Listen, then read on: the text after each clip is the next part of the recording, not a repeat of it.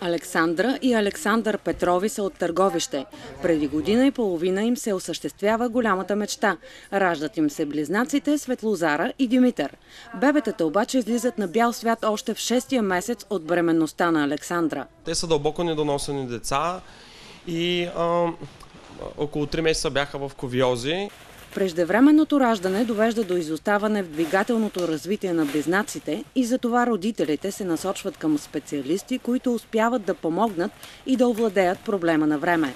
Тук идваме вече от 1 година в дома и сме много доволни от рехабилитацията, която ни предлагат на двете ни дечица. След всяко посещение децата започват да правят нови неща. От рода на изправяне, обръщане и така доста бързо напредват. Малката вече проходи, малкият е на път да проходи. В центъра специалистите помагат едновременно на децата и на родителите. Ако има нужда, се започва рехабилитация, най-често веднъж месечно. Обучават се родителите да провеждат така и в домашни условия, и в най-общи линии, когато развиват добре нещата, прохожда детето. 10-месечният Георги също се ражда преди датата на термина.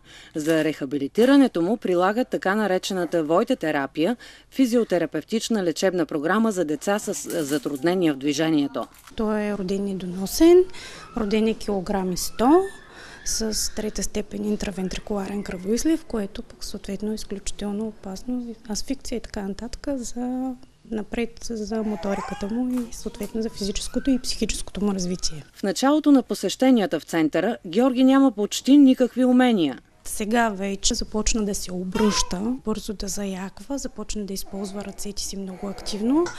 Крачета, опитва се да става, опитва се да лази, нали, всички тия неща, които трябва да прави едно бебе и ние, благодарение на рехабилитацията, го постигаме постепенно, бавно, трудничко, нали, нормално. В най-ранна възраст, ако започне от съвсем самото начало, да кажем месечно дете и са отчете, че има някаква рискова бременност, има рискови фактори, които могат да попречат за двигателното развитие на детето. Колко по-рано се започне с рехабилитацията, толкова по-дефицита след това ще бъде по-малък за детето и ресурса, с който ще разполагаме ние да развием нормални двигателни умения за детето, ще бъде по-добър.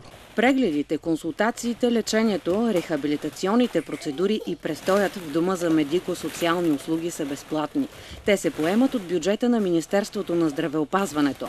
Близо 350 деца от цялата страна са лекувани в центъра. 50 от тях са се възстановили напълно.